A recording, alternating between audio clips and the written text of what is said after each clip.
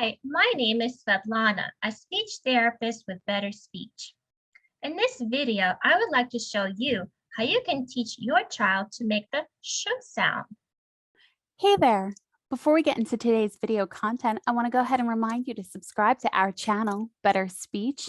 And after you watch the video, if you found it helpful, go ahead and click that like button, comment down below, and don't forget to share with your family and friends.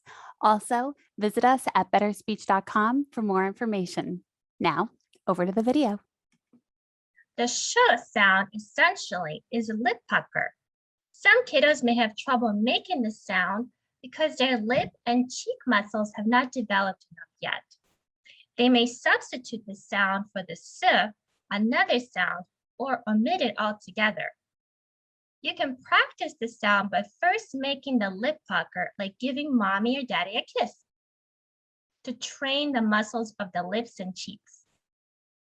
You can then practice pushing the air forward, such as making the hush. Shh. Make sure the air is moving forward in a narrow stream and not spread to the sides.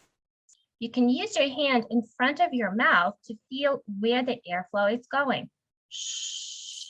Is it going to the narrow spot in the hand, or is it all spread out? You can feel it out yourself. Once you get the sound fairly accurate, you can move on to words. Keep in mind that the sh sound appears in the beginning, middle, and end of words. For example, ship, eyelashes, and bush.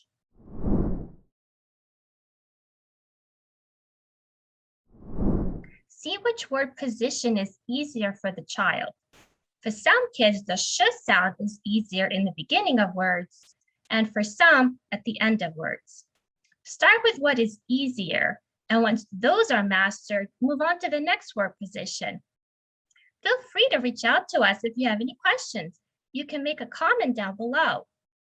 You can also give us a call for a free consultation to find out more on how Better Speech can help you and your child.